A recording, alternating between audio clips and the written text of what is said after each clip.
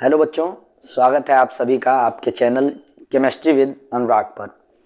बच्चों, पिछली वीडियोस में हमने 11th क्लास के लिए मॉलिक्यूलर वेट निकालने तक की चीज़ें पढ़ ली थी। आगे हम लोगों को ये जानना है कि किसी कंपाउंड का परसेंटेज कंपोजिशन हम कैसे निकालते हैं। कंपाउंड तो आप लोगों ने समझ रखा होगा या आप ये जानते होंगे कि कंपाउंड क्या है, यौगिक क्या है। यौगिक का मतलब ये होता है बेटा कि जब 2 और मोर देन 2 एलिमेंट्स किसी एक सर्टेन रेशियो में कंबाइन होते हैं तो वो कंपाउंड फॉर्म करते हैं। मतलब दो अलग अलग किस्म के तत्व या दो से ज़्यादा किस्म के तत्व जब आपस में कंबाइन होंगे तो वो कंपाउंड बनाते हैं। और कॉम्बिनेशन जो होना चाहिए, जो उनका संयोग होना चाहिए, उसके लिए एक खास अनुपात रहे, एक फिक्स्ड रेशियो होना चाहिए। जैसे H2O है, 2 हाइड्रोजन एटम और एक सिंगल ऑक्सीजन एटम जब कंबाइन होता है तो क्या बनता है बेटा? H2O बनता है। तो अब यहां पर देखो तो H2O का रेशियो बाई वॉल्यूम रेशियो जो है, आयतन के हिसाब से जो अनुपात है वो कितना, हाइड्रोजन इज टू ऑक्सीजन करोगे तो हाइड्रोजन के कितने atom? 2 hydrogen atom and single oxygen atom 2:1 आता है, जो वॉल्यूम रेशियो आता है। ऐसे ही मास रेशियो मिलता है बेटा। मास रेशियो या भार के अनुसार जो रेशियो मिलेगा, जो अनुपात मिलेगा, हाइड्रोजन इज टू ऑक्सीजन करोगे, हाइड्रोजन एटम यहाँ पे कितने हैं? 2 hydrogen atom. Single hydrogen atom का जो मास होता है 1 होता है। 2 हाइड्रोजन एटम का मास 2 इज टू ऑक्सीजन, ऑक्सीजन का मास क्या होता है? 16। 1 एटम है ऑक्सीजन का तो 2 इज टू 16 कितना आ गया? 1:8। तो कहने का ये मतलब है बेटा कि जब कभी भी H2O बनेगा, कहीं से भी आप H2O ले लें, अगर वो प्योर H2O है तो उसमें हाइड्रोजन और ऑक्सीजन के बीच का मास हमेशा आपको 1:8 मिलने वाला है। आगे आप लॉज ऑफ केमिकल कॉम्बिनेशन पढ़ेंगे, रासायनिक संयोग के नियम, उसमें आप देखोगे कि ये जो चीज़ आप पढ़ रहे हो कि कंपाउंड जब बना तो ये फिक्स रेशियो में मिली चीज़ें, जो रेशियो मिला वो एक डिफिनिट रेशियो मिला। इसको आप बोलते हो लॉ ऑफ डिफिनिट रेशियो, निश्चित अनुपात का नियम, है ना। तो ये चीज़ हो गई कंपाउंड। कंपाउंड का मतलब तब एक चीज़ तो कन्फर्म है कि मोर देन 1 एलिमेंट आने वाले हैं, एक से ज़्यादा एलिमेंट आपको मिलेंगे और उन एलिमेंट्स के बीच जो है एक खास रेशियो रहने वाला है। तो बेटा जब पूरे कंपाउंड का मास हम कंसीडर करें तो उसमें अलग अलग एलिमेंट्स के कुछ मास हैं, अलग अलग तत्वों के कुछ द्रव्यमान हैं। तो वो द्रव्यमान या वो जो मास हैं उनका परसेंटेज क्या है, अगर हम उसको लिख लेते हैं तो हमें ये पता चलेगा कि उस कंपाउंड का परसेंटेज कंपोजिशन क्या है। कंपोजिशन मतलब आप समझते हो कि जिन जिन पार्टिकल से मिलकर कोई सब्सटेंस बना है वो उसका कंपोजिशन बताते हैं। परसेंटेज कंपोजिशन मतलब क्या हुआ कि उनके परसेंटेज अमाउंट को हम लिख दें तो परसेंटेज कंपोजिशन हो गया। फॉर एग्जांपल जैसे देखो, अगर हम बात करें CaCO3 की, अभी हम इसको कैलकुलेट करके देखेंगे भी, तो यहाँ कैल्शियम आता है बेटा 40%, कार्बन आता है बेटा 12% और रेस्ट मास ऑक्सीजन का तो हो गया कितना? 52। तो 48% हो गया ऑक्सीजन का मास परसेंटेज। तो अगर ये देखा जाए, अगर हम कहीं ये इंफॉर्मेशन दे रहे हो, कहीं ये सूचना दी जाए कि कैल्शियम कार्बोनेट में कैल्शियम 40% है, कार्बन 12% है, ऑक्सीजन 48% है, तो इसका मतलब ये हुआ कि हम कैल्शियम कार्बोनेट का परसेंटेज कंपोजिशन बता रहे होते हैं बेटा। तो अब बात आती है कि ये परसेंटेज हमने निकाला कैसे, ये परसेंटेज अमाउंट कैसे मिला, कार्बन का, कैल्शियम का, ऑक्सीजन का, या किसी भी कंपाउंड में आप कैसे परसेंटेज निकालते हो। तो उसके लिए समझ लीजिए कि किसी भी एलिमेंट का जो परसेंटेज होगा, percent amount of element is equal to number of atoms of that element, उस एलिमेंट के number of atoms into atomic mass of that element divided by molecular mass, जिस मॉलिक्यूल के अंदर वो molecular mass into 100%, molecular mass into 100%, है ना। यानी कि तत्व की प्रतिशत मात्रा बराबर तत्व के परमाणुओं की संख्या गुणे तत्व का जो परमाणु भार होगा बटे अणु का भार गुणे 100%, है ना। मीन्स परसेंटेज ऑफ तत्व की प्रतिशत मात्रा बराबर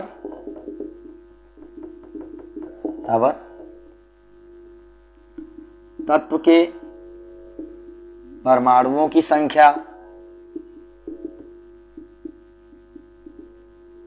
गुणे परमाणु भार बटे अणु भार गुणे 100%। मतलब आप सबसे पहला काम क्या करेंगे, मॉलिक्यूलर मास निकालेंगे, उसके बाद हम आगे बढ़ने वाले होंगे, है ना। क्योंकि हर एक एलिमेंट, अगर 3 एलिमेंट है तो 3 टाइम्स आपको मॉलिक्यूलर मास से ही डिवाइड करना होगा हर बार, है ना। चलिए देखते हैं, हमने CaCO3 एग्जाम्पल उठाया था, तो CaCO3 से ही हम करते हैं शुरुआत। जैसे आपसे क्वेश्चन देगा, ये find out the percentage composition of CaCO3। CaCO3 का प्रतिशत संघटन ज्ञात करिए। किसका? CaCO3। ये गौर करिएगा कि ये ऑलमोस्ट सेम रहे, कैल्शियम, कार्बन और ऑक्सीजन सेम रहे, 3 छोटा लिखना होता है, ठीक। तो बेटा पहले आप CaCO3 का अणुभार निकाल लेंगे, molecular mass of CaCO3, molecular mass of CaCO3। ये आपके होमवर्क में भी रहा हो, में भी पिछली वीडियो में, है ना, आपके क्लास की। Single calcium, single carbon, 3 oxygen. Calcium का एटॉमिक मास 40 प्लस कार्बन से atomic mass 12 plus 3 into oxygen mass 16। तो ये आ गया 40 plus 12 plus 3 into 40 plus 12 plus 48, 100 unit हो गया।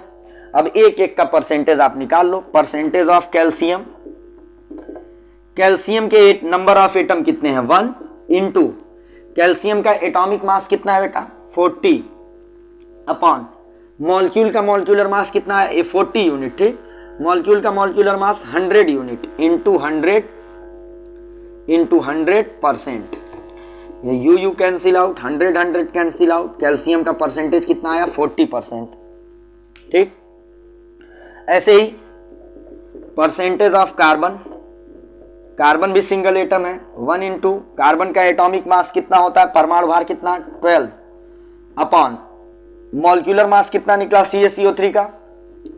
100 इंटू 100%। परसेंट लिखा इसलिए यहाँ पे 100 लिखा हमने। 100 यू, यहाँ पे यू कैंसिल आउट, तो यू हम लिखेंगे ही नहीं। ये आ गया 12%। अब परसेंट ऑफ ऑक्सीजन आप चाहो तो फार्मूले से निकालो, या फिर भाई तीनों मिला के 100% बनाएंगे। तो हमने कैल्शियम और कार्बन के परसेंटेज को ऐड कर लिया, आ गया 52। और तीसरा वाला भी जब आता तो 100 हो जाता, तो 100 में से इन दोनों को ऐड करके हम माइनस कर देने वाले हैं, तो भी 48 आ जाएगा। या ऐसे भी देख लो, ऑक्सीजन के नंबर ऑफ एटम्स कितने? 3 एटम्स। 3 इंटू ऑक्सीजन का एटॉमिक मास कितना होता है बेटा? 16 यू अपॉन मॉलिक्यूलर मास कितना है बेटा? 100 you into 100%। 100 cancel out, 16 3 you cancel out, ये आ गया 48%। तो निकल गया ये CaCO3 का परसेंटेज कंपोजिशन। तो बहुत सिंपल सी बात है, जिस भी एलिमेंट का परसेंटेज निकालना है उसके नंबर ऑफ एटम्स मॉलिक्यूल में जितने हो यहां लिखो, उसमें मल्टीप्लाई करो उस एलिमेंट के एटॉमिक मास से और डिवाइड कर दो मॉलिक्यूलर मास से। इस पूरे मॉलिक्यूल के मास से डिवाइड कर दो, इनटू करो 100 से, परसेंटेज में आपका आंसर मिल गया, है ना। तो अब आप, ये एक एग्जांपल हो गया। एक एग्जांपल हम और करते हैं, बाकी आपको फिर मैं होमवर्क दूंगा इससे रिलेटेड, है ना। आप करिएगा, आंसर्स बताइएगा कमेंट सेक्शन में। फॉर एग्जांपल देखिए, हमने C6H12O6 का परसेंटेज कंपोजिशन निकालना चाहा। तो बेटा फर्स्ट ऑफ ऑल आप C6H12O6 का मॉलिक्यूलर मास निकालो, अणुभार निकालो। तो C6H12O6, 6 into carbon plus 12 into hydrogen plus 6 into oxygen. Mass of carbon is 12, mass of hydrogen is 1, mass of oxygen is 16। तो भाई यहां 6 कार्बन एटम का मास 12 है, द्रव्यमान 12 है, 72 प्लस 12, ये आपका आ गया 180 यूनिट्स। बहुत आसान है, अब बारी बारी आप निकाल लो। परसेंटेज ऑफ कार्बन, कार्बन की प्रतिशतता क्या आएगी बेटा, कार्बन कितने हैं 6 हैं, तो 6 इंटू कार्बन का मास कितना है बेटा 12 अपॉन टोटल मास कितना है 180 यू इंटू 100%। इसको आप कर डालिए।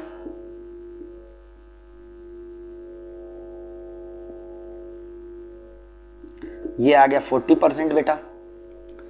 परसेंटेज ऑफ हाइड्रोजन, हाइड्रोजन है 12 into 1 you upon 180 you into 100%।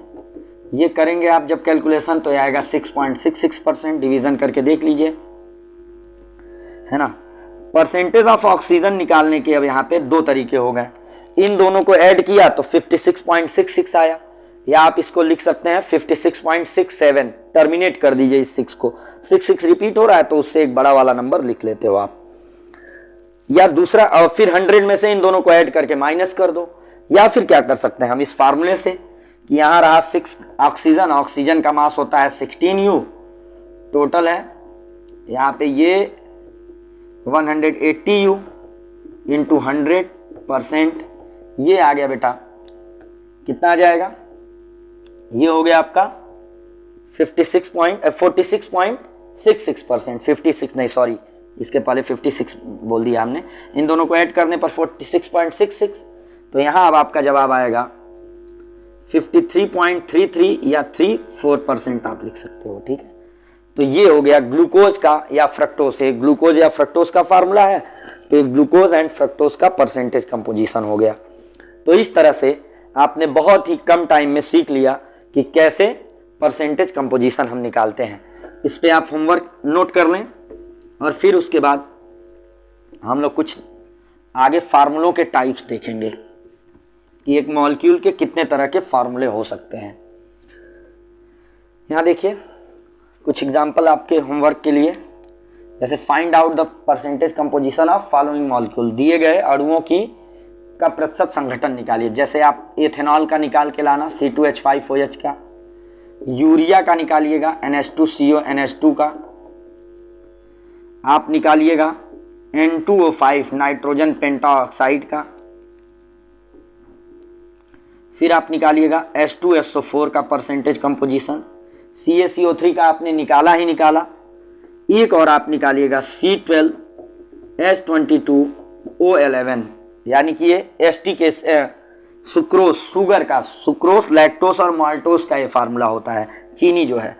एक आप एसिटिक एसिड का निकालेंगे CH3COOH। बस ये तीन कुछ एग्जाम्पल्स हैं, आप इनको सॉल्व करके लाएंगे। एक बात, अब हम लोगों ने जब परसेंटेज कंपोजिशन निकाल लिया, इसके बाद जो टॉपिक है नेक्स्ट टॉपिक आपके कोर्स का, वो है कि एक मॉलिक्यूल के कितने तरह के फार्मूले हो सकते हैं। जैसे एक मॉलिक्यूल आपने देखा केमिस्ट्री में, उसको कितने ढंग से आप रिप्रेजेंट कर सकते हो। जैसे हम है ना, कोई भी एक बच्चा आप लीजिए, उसके कोई स्टूडेंट आपने लिया तो उसके कई नेम्स होते हैं। पहला नेम जो उसके मदर फादर रखते हैं नाम, जो उसका सर्टिफाइड नेम होता है, जो स्कूल में डॉक्यूमेंट नेम में, जैसे मान लो भाई नाम लिख दिया गया प्रशांत किशोर तिवारी, इस तरह का, है ना। दूसरा जो नेम होता है वो ये होता है बेटा कि घर में बुलाया जाने वाला नेम। जैसे मान लो घर में चिंटू मिंटू पिंटू गोलू कुछ बोल दिया, है ना। एक, अब मान लो नेम्स की बात करो, नेम्स हमें रखते क्यों हैं, क्योंकि हमारी पहचान हो सके। अब मान लो प्रशांत तिवारी जी ने या प्रशांत किशोर तिवारी जी ने स्कूल में एडमिशन लिया। स्कूल में जब एडमिशन लिया तो प्रशांत तिवारी जी का कोई और भी तो हो सकते हैं, एक क्लास में 2 नेम वाले हो सकते हैं। तो कभी कभार ऐसा होता है बेटा कि कुछ कंपाउंड्स के फार्मूले सेम मिल जाते हैं। एक फार्मूला सेम मिला तो दूसरे कैटेगरी का फार्मूला हम लोग देखते हैं। तो अगर नेम सेम हो जाता है तो बच्चे कैसे रिकॉग्नाइज किया जाएगा, तो फादर्स नेम वो भी सेम हो गया तो क्या होता है, रोल नंबर वगैरह कुछ असाइन किया गया रहता है, उससे पहचानते हैं। ठीक है, आप अपने क्लास में महसूस नहीं कर पाओगे, बट लार्ज स्केल पे जब कोई एग्जाम वगैरह कॉम्पिटिटिव एग्जाम होगा तो महसूस करोगे ये जो कई तरह के नाम है चिंटू पिंटू वाले कि वो कैसे सेम होते हैं। तो हम आज समझने जा रहे हैं बेटा मॉलिक्यूल के कितने तरह के फार्मूले हैं, टाइप्स ऑफ मॉलिक्यूल ना बोलिए, कंपाउंड बोलिए, टाइप्स ऑफ फार्मूले ऑफ अ कंपाउंड। एक यौगिक के कितने तरह के सूत्र हो सकते हैं, यौगिक के सूत्रों के प्रकार। तो देखो 3 तरह के सूत्र होते हैं बेटा, बेसिकली ये 3 टाइप के फार्मूले हमको मिलते हैं। पहला जो फार्मूला मिलता है वो होता है मॉलिक्यूलर फार्मूला, मॉलिक्यूलर फार्मूला, या इसको बोलते हो अणु सूत्र। हिंदी में क्या बोलते हैं, यौगिकों का जो पहला तरह का सूत्र होता है वो होता है अणु सूत्र। दूसरा होता है बेटा इंपीरिकल फार्मूला, इंपीरिकल फार्मूला, या इसको हम बोलते हैं हिंदी में मूलानुपाती सूत्र, मूलानुपाती सूत्र। और तीसरा जो होता है स्ट्रक्चरल फार्मूला, मतलब संरचनात्मक सूत्र। अब बात वही है कि ये 3 तरह की जरूरत क्यों पड़ी, क्योंकि 2 बच्चे थे, दोनों का नाम गोलू था, फिर दोनों का नाम अभिषेक सिंह था, तो दोनों को डिफरेंशिएट कैसे करेंगे। अब भाई दोनों गोलू हैं, दोनों अभिषेक सिंह हैं, तो फिर देखेंगे किसका रोल नंबर 11 है, किसका रोल नंबर 12 है। तो जब रोल नंबर ये यहाँ पे संरचनात्मक सूत्र आके बिल्कुल ही अलग हो जाना है 2 कंपाउंड्स का। कभी कभार आप एक चीज पढ़ेंगे कि आइसोमर्स होते हैं बेटा, वो ऑप्टिकल आइसोमर्स होते हैं, आगे चल के बहुत आगे कि संरचनात्मक सूत्र भी उन दोनों का सेम होता है। तो वहां हम उनके लिए 3D अरेंजमेंट देखते हैं, तो बाद की बात हो गई। बट आपके लेवल पे आप ये समझ जाएंगे कि अगर संरचनात्मक सूत्र दोनों का देख लिया तो आप अलग कर ले जाएंगे कि कौन ग्लूकोज है कौन फ्रक्टोस है। ठीक है, अभी बात किया ना कि दोनों का फार्मूला C6H12O6 होता है ना। तो मॉलिक्यूलर फार्मूला क्या होता है बेटा, जैसे मान लो हमने बोला कि ग्लूकोज का मॉलिक्यूलर फार्मूला C6H12O6 है। इस बात से आप क्या इंफॉर्मेशन पा रहे हो, अगर हम ये बता रहे हैं कि ग्लूकोज का मॉलिक्यूलर फार्मूला C6H12O6 है, तो इससे हमें ये बात पता चल रही है। पहली चीज तो ये पता चली कि इसमें कार्बन है, हाइड्रोजन है और ऑक्सीजन है। ग्लूकोज में क्या क्या चीजें हैं, कार्बन, हाइड्रोजन एंड ऑक्सीजन है।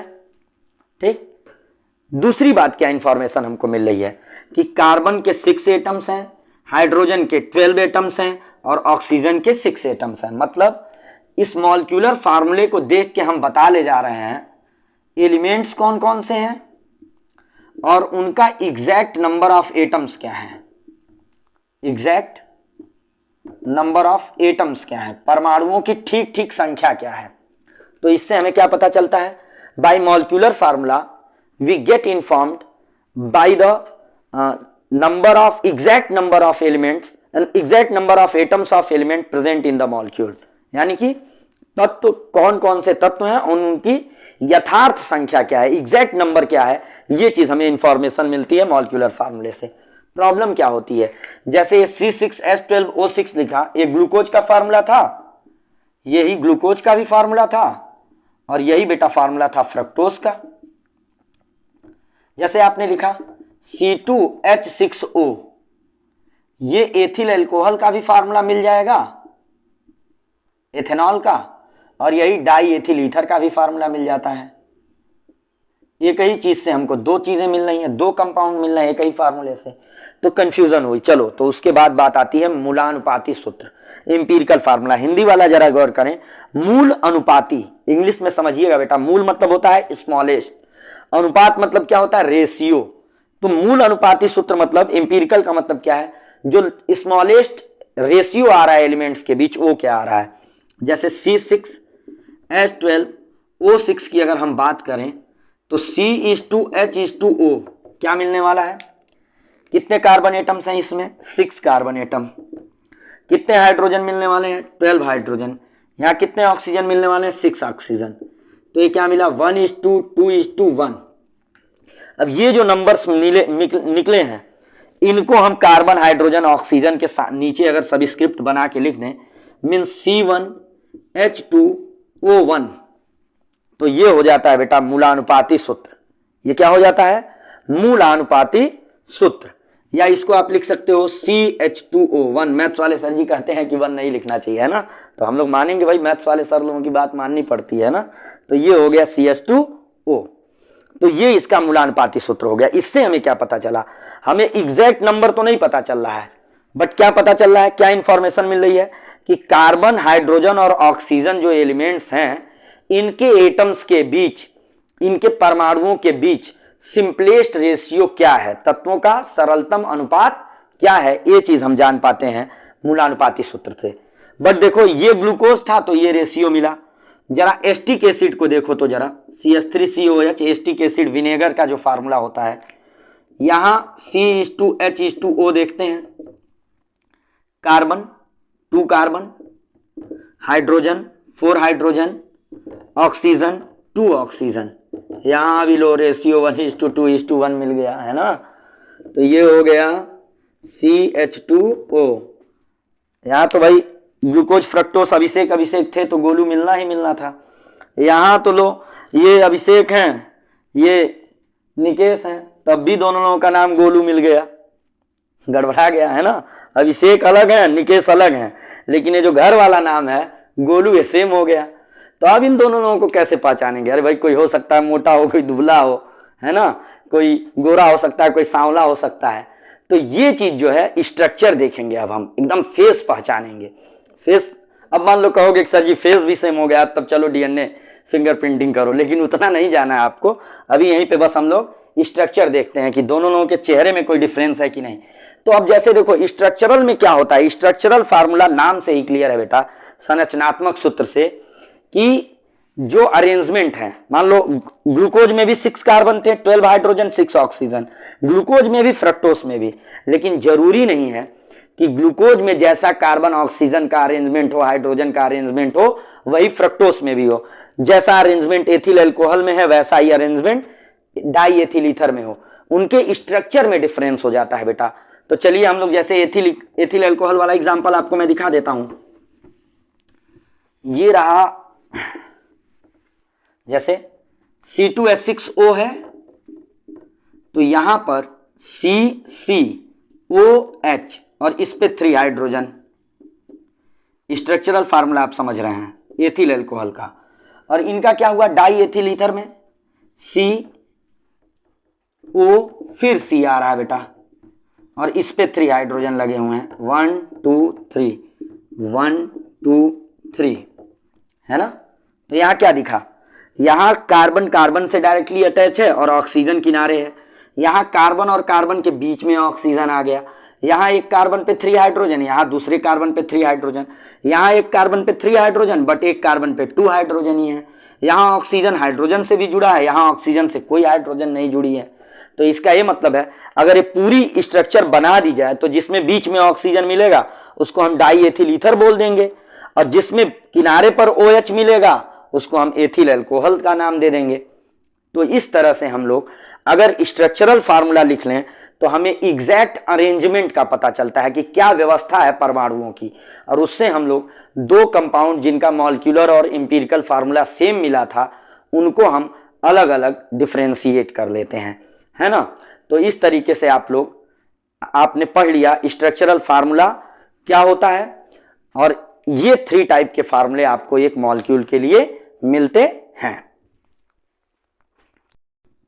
तो बच्चों अब हमें ये जो 3 टाइप के फार्मूला हमने पढ़ा है, मॉलिक्यूलर, एम्पिरिकल और स्ट्रक्चरल फार्मूला, अणु सूत्र, मूलानुपाती सूत्र और संरचनात्मक सूत्र, इसमें से एक न्यूमेरिकल आता है कि आपको परसेंटेज कंपोजिशन दे देगा और एम्पिरिकल फार्मूला निकालना होता है।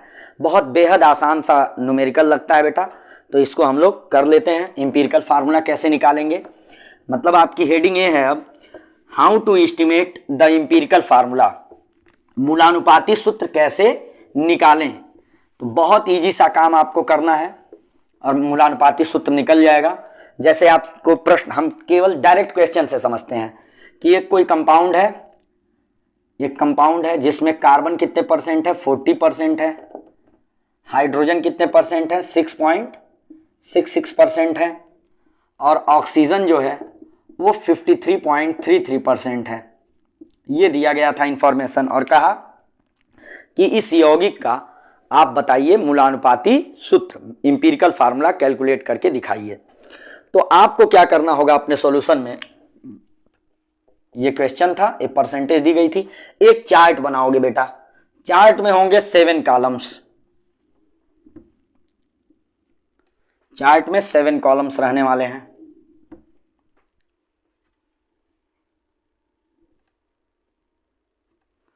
फर्स्ट कॉलम होता है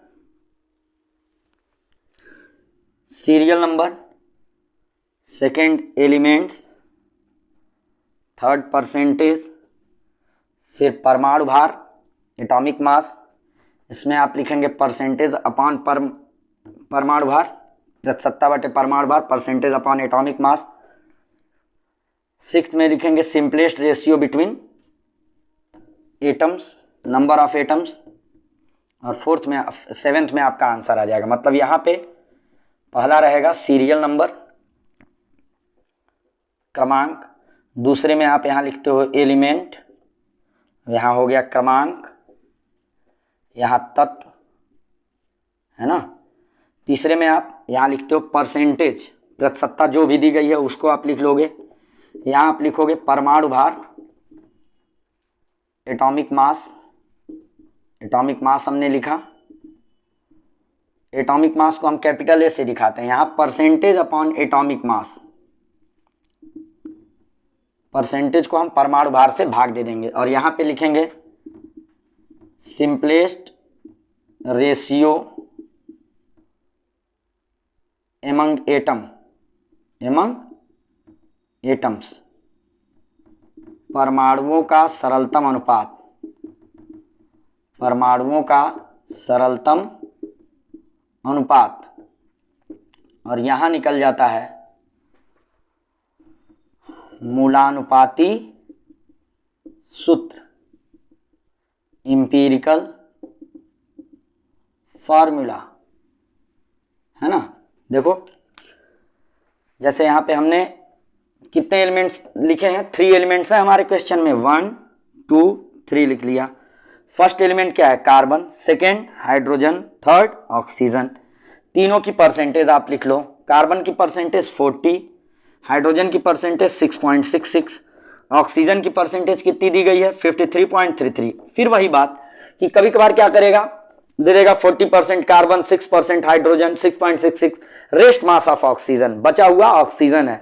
तो क्या करोगे, इन दोनों को ऐड करो और जो भी आए 100 में से माइनस कर दो, क्योंकि तीनों मिला के 100% ही तो बनने वाले हैं। फिर क्या हुआ, एटॉमिक मासेस याद होंगे ये आपको, है ना। कार्बन 12, अमूमन क्वेश्चन में दे भी देता है ऐसे, कार्बन 12, हाइड्रोजन 1, ऑक्सीजन 16। मतलब ये मासेस दिए हैं, नहीं दिए हैं तो आपको कुछ मेन एलिमेंट्स के एटॉमिक मासेस याद भी होने चाहिए, ठीक है, जो प्रैक्टिस से होंगे। ये 6.66 तो 1 आ गया, इसका 16 है एटॉमिक मास। तो ये तो आपके क्वेश्चन से ही इंफॉर्मेशन दी गई थी। अब क्या करना है, इसका जो भी परसेंटेज है एटॉमिक मास से डिवाइड करो, 40/12, 6.66/1, 53.33/16, बस इसको डिवाइड कर दिया।